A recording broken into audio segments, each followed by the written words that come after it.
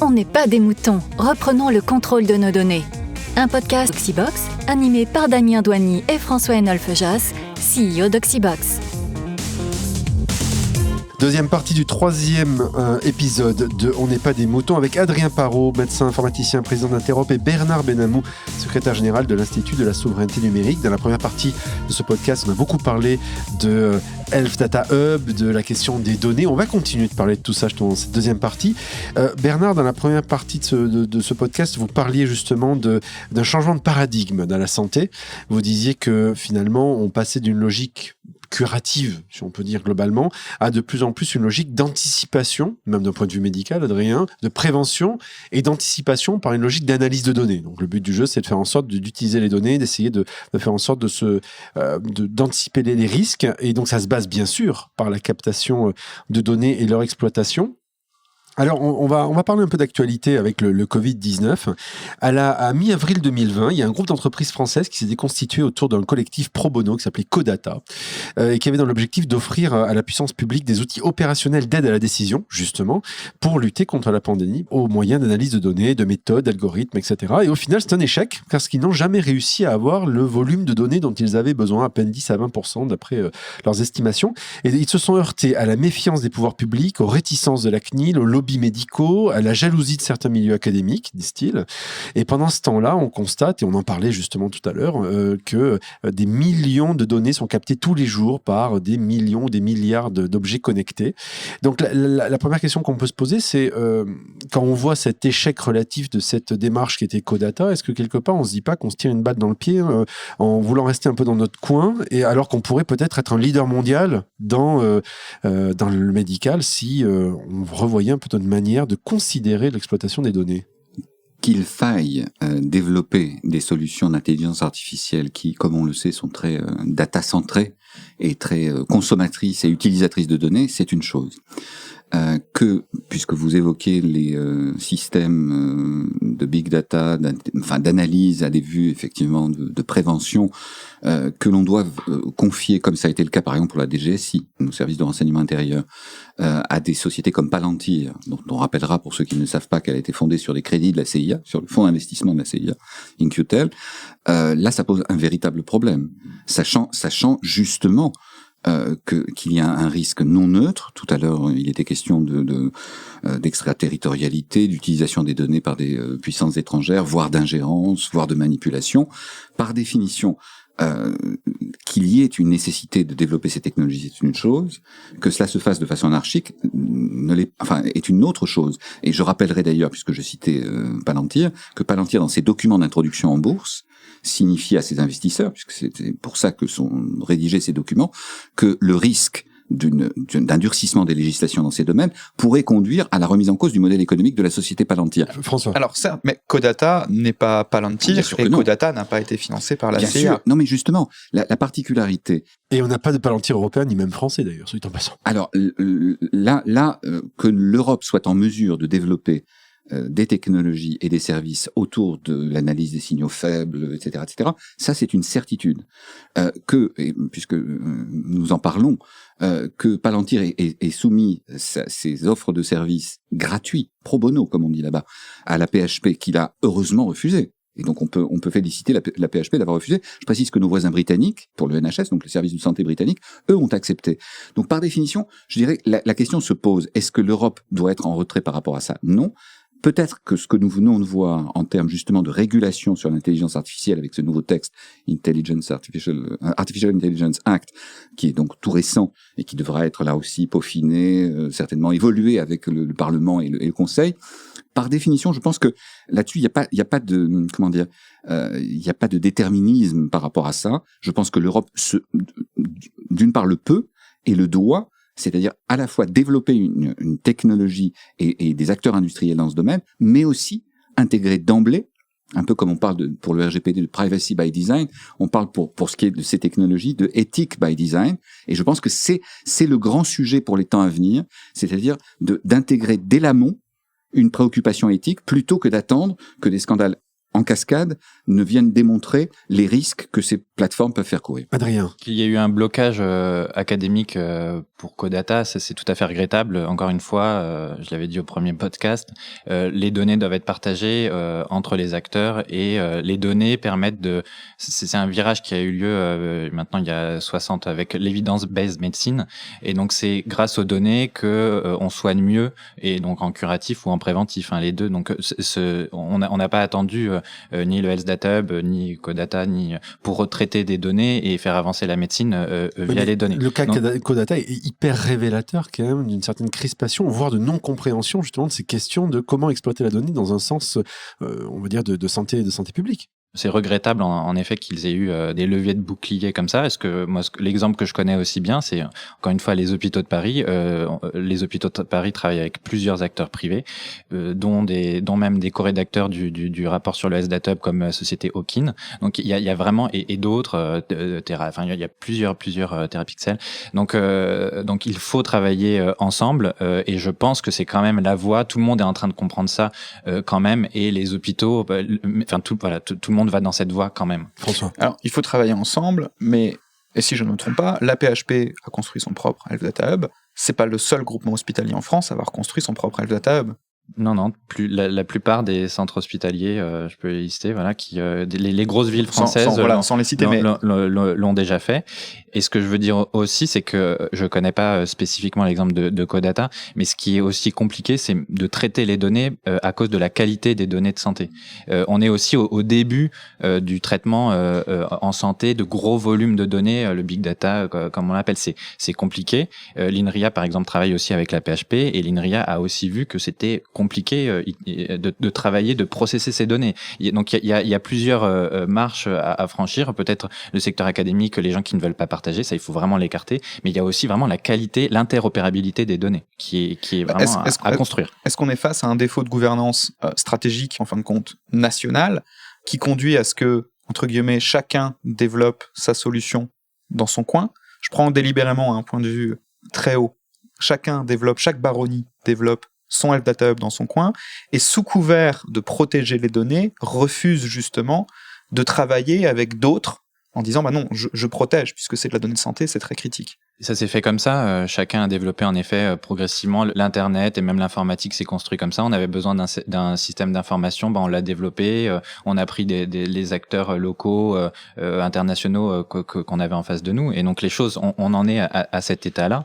Et donc il y a une insuffisance de la part de quelqu'un. Je ne pense pas. Par contre, maintenant, il faut construire l'interopérabilité. Justement, l'interopérabilité, c'est pas censé être le rôle du standard FHIR qui est censé être intégré justement dans la notion de plateforme de santé? Si. C'est un standard international qui est censé justement permettre l'échange de l'interopérabilité des données de santé. C'est ça. Donc ça, il y a plusieurs standards d'interopérabilité en santé. FHIR en est un. Donc c'est une API pour ceux qui connaissent un petit peu, qui est en effet c'est un standard international. Et donc c'est pareil. Les hôpitaux travaillent aussi pour aller vers ce standard, mais c'est du travail et c'est en cours en process. Bernard. Oui. J'aimerais, parce que, en fait, vos propos me rappellent les critiques que l'on entendait il y a quelques années sur le caractère tatillon, technocratique de nos régulations des données. Non, c'est pas des critiques, c'est des questionnements. Non, mais j'entends bien.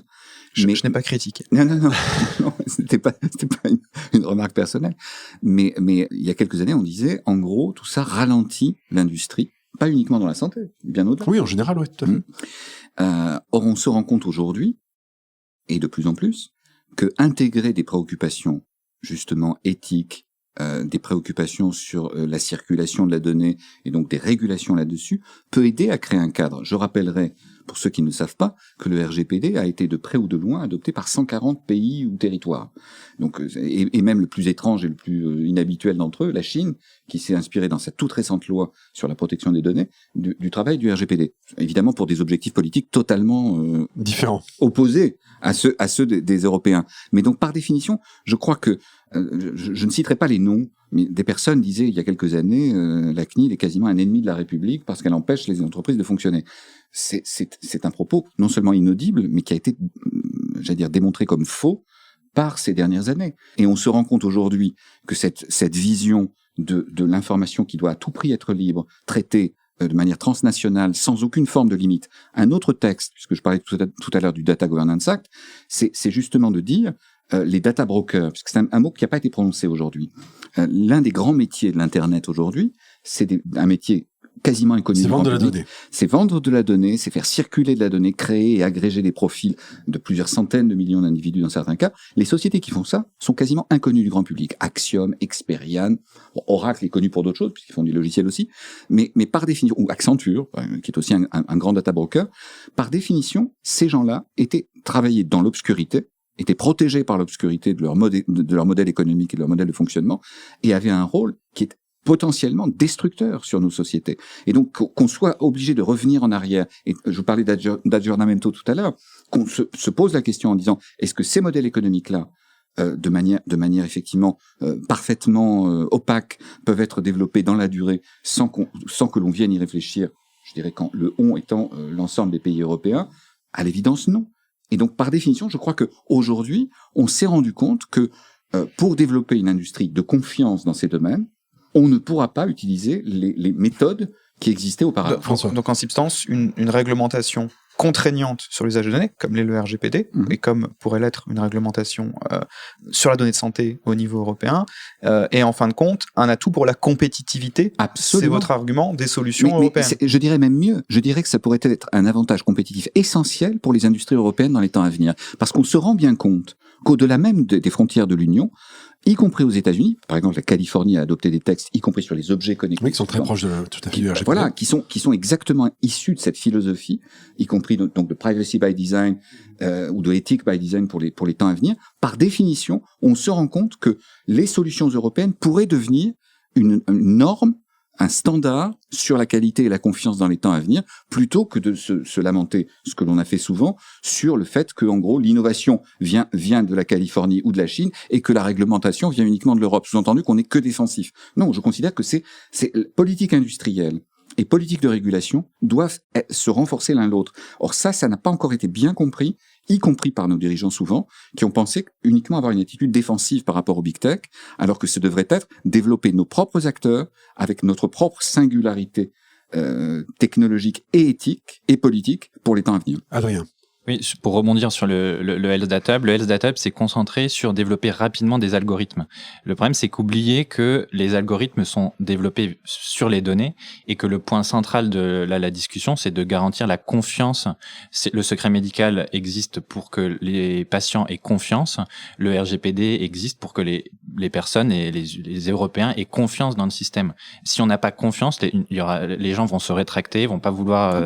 Mais comment moi, patient, je peux avoir confiance en un algorithme? On parlait tout à l'heure du livre, l'excellent livre que je vous conseille à tous vos lecteurs, qui est traduit en français, La Société Boîte Noire, donc de Franck Pasquale. Par définition, il faudra à un moment donné, et ça a été évoqué par rapport à la discussion sur le logiciel libre, il faudra un niveau de transparence. Ce que réclame Pasquale, c'est ce qu'on appelle la transparence qualifiée. C'est-à-dire dire, analyser des millions de lignes de code, c'est évidemment hors de portée du profane. C'est un métier de spécialiste. Mais savoir que des groupes d'experts indépendants, réellement indépendants, pourraient auditer pour vérifier qu'il n'y a pas de règles discriminatoires, qu'il y a bien accès... Mais ça, que ce soit de l'open source ou pas, on peut toujours faire auditer du code. Notamment, on a évoqué dans la première partie... C'est pas du tout obligatoire, la preuve en est tout à l'heure. Alors, j'ai pas parlé d'obligatoire. Oui. Je mettais en opposition le discours de dire l'open source permet l'audit. Vrai, c'est un fait. Mais en revanche, il y a des entités étatiques, dont c'est le métier. On a évoqué dans la première partie de ce podcast l'ANSSI, quand elle délivre une cible de sécurité sur un logiciel, a eu accès au code source, a audité ce logiciel, y compris son code source, et le fait que le logiciel soit open source ou pas, n'empêche pas cette mais à l'heure qu'il audit. Non, là, si je peux me permettre, je suis pas d'accord. À l'heure qu'il est, lorsqu'il est question des grandes sociétés dont nous parlions, par définition, elles se réfugient derrière le secret industriel en disant nous n'allons pas prendre le risque de vous donner accès à notre code source parce que c'est un élément constitutif de notre stratégie industrielle. Demandez le code source à Google sur son PageRank et je pense que vous aurez quelques difficultés. Adrien.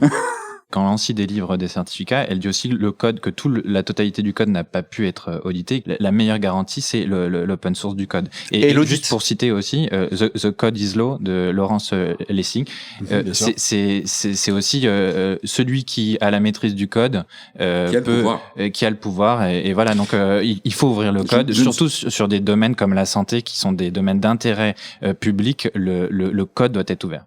Le code doit être ouvert, mais il doit être audité, puisque l'ouverture, comme on le disait, prenons un cas simple, Linux, donc peut-être le plus important logiciel open source aujourd'hui disponible, puisque c'est un système d'exploitation complet, donc qui permet de remplacer Windows, c'est des dizaines de millions de lignes de code. L'audit d'un tel logiciel, on peut pas le demander à chaque utilisateur, donc il faut bien que des tiers de confiance aient fait ce travail d'audit.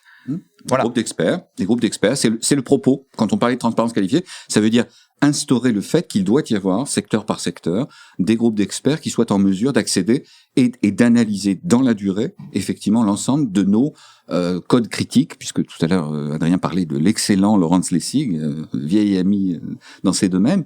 Par définition, il est important que se structure, entre guillemets, une réponse et une analyse dans la durée par rapport à ça. Alors, François parlait de confiance tout à l'heure. La confiance, elle se construit, et elle se construit par des gages. En Estonie, les données de santé appartiennent aux citoyens estoniens. On le sait que l'Estonie est très avancée sur toutes les questions numériques et notamment de e-gouvernement. Est-ce que c'est quelque chose qu'on pourrait imaginer adapter, par exemple, quand Bernard parle de ethic by design au niveau européen, est-ce que c'est quelque chose qu'on pourrait imaginer de généraliser ?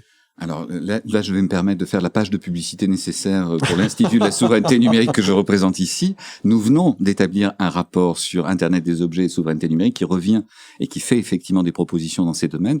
Je crois effectivement que le fait de considérer que la donnée, et ça a été trop souvent le cas dans le passé, a été expropriée, enfin que les utilisateurs se sont vus exproprier leurs données. Confisquées, enfin, voilà. C'est une boîte noire, ça part quelque part, absolument. On sait pas où ça va. Non seulement on ne sait pas, mais le pire a été de voir que ces données pouvaient être utilisées contre les utilisateurs eux-mêmes, pour les manipuler, pour subvertir des systèmes démocratiques. Donc par définition, je crois que je dirais quelque part la philosophie essentielle du RGPD et des textes européens de manière générale, c'est justement le fait qu'on ne va pas vers cette anomalie qui a parfois été réclamée par certains esprits ultralibéraux, vers la patrimonialisation de la donnée, c'est-à-dire le fait effectivement qu'on puisse la revendre sans le consentement ou la connaissance de la personne.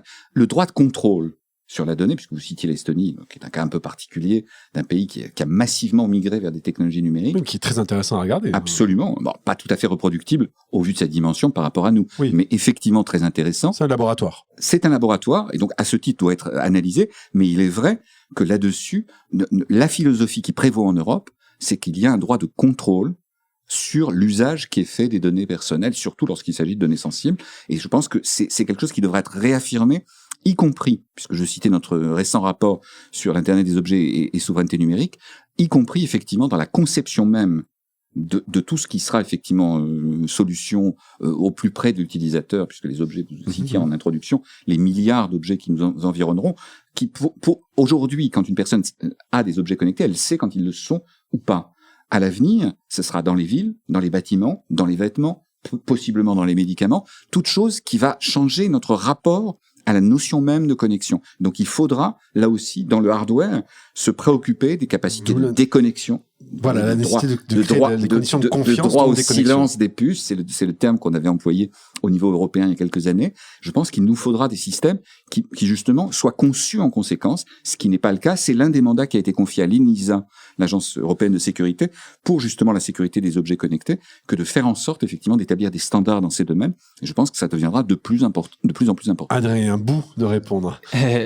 Sur est-ce que ça viendrait à l'esprit de quelqu'un de pouvoir vendre ses organes sur un marché actuellement? Malheureusement, ça vient à l'esprit de certains dans certains pays.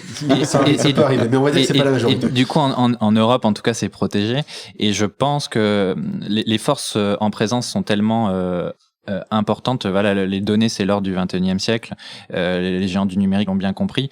Pouvoir vendre ces données directement à des acteurs du marché, je pense que le niveau de connaissance et d'infusion de ces enjeux dans la société est pas suffisant. Et je sais pas si un jour, je pense qu'il faut qu'il y ait des autorités indépendantes, comme la CNIL par exemple, qui protègent. Et je suis plutôt contre la vente de données, de ces données personnelles, au même titre qu'on ne vend pas son rein, quoi. Absolument, mais je pense que heureusement pour l'instant c'est illégal. Certains le promouvaient en disant c'est une manière de récupérer entre guillemets un peu quelques subsides de la part des grandes plateformes. Ce serait une absurdité. C'est une forme d'asservissement. Absolument. Absolument. Mais on l'entend Et avec un retour entre guillemets vers l'utilisateur qui serait minimal pour ne pas dire misérable, et une sorte de caution donnée à ces grandes plateformes pour continuer et étendre leur business. La phrase le pétrole du 21e siècle, je veux dire, c'est quelque part c'est une anomalie.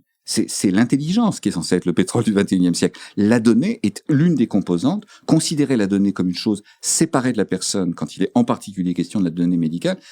Regardez, tout à l'heure Adrien évoquait le fait de dire est-ce qu'on peut vendre effectivement tel ou tel élément de notre constitution.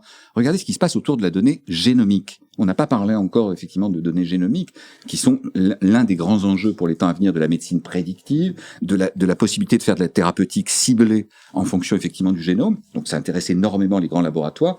Se rappeler que la firme qui avait été élaborée par l'ancienne épouse de Sergey Brin, 23andMe, donc qui fait de la génomique de masse, a été revendue. Co-fondateur de Google. Voilà, exactement, a été revendu à un laboratoire. Donc par définition, il y a un intérêt là-dessus qui est fondamental. Ne pas comprendre à quel point ça pourrait dériver, par exemple, vers la loi HR 1313 aux États-Unis. Certains d'entre vous ont peut-être entendu parler de ça. La loi HR 1313 prévoyait, c'était une loi juste pour expliquer la loi, oui. Voilà, promue par l'administration Trump à l'époque, prévoyait que tous les employés des sociétés américaines feraient l'objet de tests génétiques en entreprise à des fins de prévention des pathologies, et ceux qui ne s'y soumettraient pas paieraient entre 4 et 5 000 $ par an de surprime. C'était un scénario à la Gattaca, pour les amateurs de science-fiction, d'une société eugénique. Très bon film, d'ailleurs. Excellent film, il est vrai.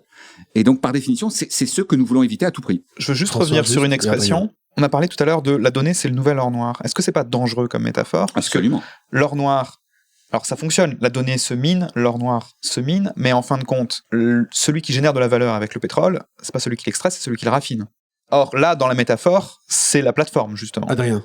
Je suis tout à fait d'accord. C'est juste le paradigme dans lequel on est. On pense qu'avec la donnée, on va réussir à trouver des choses et à révolutionner la prise en charge. Avec les données, surtout les entrepôts comme ça qui sont des données rétrospectives, donc qui viennent du passé, on se contente de reproduire le passé dans le futur. Mais ce n'est pas une démarche scientifique. C'est même le contraire de la démarche scientifique élaborée par Claude Bernard, enfin par les penseurs de la démarche scientifique. C'est le contraire de la connaissance aussi. C'est vraiment reproduire le passé en le voyant, en l'extrapolant. Mais c'est un changement de paradigme scientifique, épistémologique, qui est très très peu évoqué et qui est pourtant crucial et dans lequel on est à plein dedans. Et c'est pour ça qu'on centralise toutes ces données dans des gigantesques entrepôts de données. Donc. Alors justement, pour finir ce deuxième épisode, François parlait il y a quelques instants des questions de minage, on va dire, des données et de la confiance. Si on regarde les GAFA sont en train d'essayer de se positionner comme un peu les bienfaiteurs du 21e siècle et de l'humanité. Deux exemples très simples. Vous avez Facebook qui aujourd'hui, avec son laboratoire d'intelligence artificielle, dit être capable de prédire la probabilité d'aggravation des symptômes du Covid-19 ou propose la découverte de nouvelles combinaisons de médicaments existants, de nouvelles combinaisons de molécules, et il met tout ça en open source. Vous avez Apple qui mène plusieurs études cliniques de très grande envergure aux États-Unis en collaboration avec des cliniques et des hôpitaux, grâce notamment à ce dont vous êtes équipé, Monsieur Benhamou, c'est-à-dire l'Apple Watch. À titre purement informatif. Mais honnêtement, j'en ai une aussi, donc vous voyez, je ne suis pas mieux que vous. Et donc, la question de fond, c'est comment est-ce qu'on peut rivaliser avec la force de frappe des GAFA aujourd'hui, qui ont la capacité de capter les données, quelles qu'elles soient, et y compris des données contextuelles qui ne sont pas directement médicales, avec donc justement, qui sont capables d'en faire le traitement algorithmique. Comment est-ce qu'on peut arriver aujourd'hui à se battre face à ces sociétés-là qui finalement ont tout? Elles ont à la fois les données, le traitement, et elles ont aussi aujourd'hui les applications. Exactement, elles sont tous sur toute la chaîne de valeur, de l'extraction au raffinage et à l'exploitation. Facebook essaye par-dessus tout de faire oublier les errements qui ont effectivement été sévèrement condamnés par le Congrès et par l'ensemble des parlements européens. Oui, personne n'est dupe, bien sûr. Absolument. D'accord. Donc là-dessus, le caractère de bienveillance, puisque vous citiez tout à l'heure les GAFA ou les GAFAM, se présentant comme des entités bienveillantes, c'était le slogan de Google, Don't be evil. Don't be evil. Donc par définition, on voit bien que là, il est question excusez-moi là encore de l'anglicisme, de damage control, c'est-à-dire d'essayer de limiter les effets dangereux pour eux en termes d'image des scandales qui se sont produits ces dernières années. Première chose. C'est que de la com. C'est essentiellement de la com. Deuxième chose, Apple, si je peux me permettre, Apple, pour en avoir parlé avec des scientifiques, les travaux qu'ils ont menés avec Stanford, par exemple, sur le cœur, sont, paraît-il, tout sauf concluants. Et donc, ils ont beaucoup utilisé les données issues des montres pour effectivement essayer de faire de l'analyse et de la projection. Et apparemment, les scientifiques sont pas tout à fait convaincus de ce qui a été fait jusqu'à présent. Dernier point, là-dessus, dire parce qu'ils ont la donnée, parce qu'ils sont capables effectivement de se projeter, ils auront forcément un avantage, sauf s'il doit y avoir, et comme je vous le disais tout à l'heure, des modifications profondes du champ de régulation par rapport à ça. Donc il y a quand même un risque. Non, je pense que là-dessus, ils ont essayé de faire fructifier. Soyons très clairs. Sur ces questions, ni Apple, ni Facebook, ni Google, ou peut-être même Amazon, puisqu'ils y travaillent aussi, n'ont aujourd'hui une position prédominante sur l'économie de la santé au niveau international. Aucune d'entre elles. Qu'ils essayent et qu'ils veuillent faire pivoter ou en tout cas étendre leur champ d'activité vers le domaine de la prévention et de l'assurance, c'est-à-dire en gros, ils veulent se positionner un peu comme Apple Pay et Google Pay l'ont fait sur le domaine financier, ils veulent se positionner, se prépositionner sur le domaine de l'assurance, y compris santé, mais pour l'instant, ce sont des essais. Est-ce qu'ils sont devenus, prenons la crise Covid, est-ce qu'ils sont devenus des acteurs majeurs pour les gouvernements dans ces domaines? Non, du tout. Ce sont des essais, certes, mais ce sont des essais qui sont menés dans le cas d'Apple, et c'est la phrase que je veux dire est un peu étrange en y réfléchissant, mais par le premier fabricant mondial de montres. C'est-à-dire que les montres, dont Damien a maintenant annoncé au monde entier, Bernard, que vous en avez une Apple Watch. Mais je teste tout. Moi, je suis obligé par honnêteté intellectuelle de tester toutes ces technologies. Je suis sur Facebook, je suis sur Twitter. Mais potentiellement, c'est bien eux qui possèdent, en fin de compte, le plus de données relatives au battement cardiaque ou à la pression sanguine. Et bien justement, par le biais des montres. En tout cas, la communication d'Apple, c'est de dire la donnée reste en local. Alors après, qu'ils aient des données, par exemple, sur la géolocalisation des personnes, y compris effectivement les utilisateurs de montres, est une chose. Mais le principe d'Apple, le principe communicationnel d'Apple pour les temps qui viennent, c'est de dire nous ne regardons pas la donnée. Et ça, c'est très important parce que vous donniez à penser. Et là, c'est pas d'accord?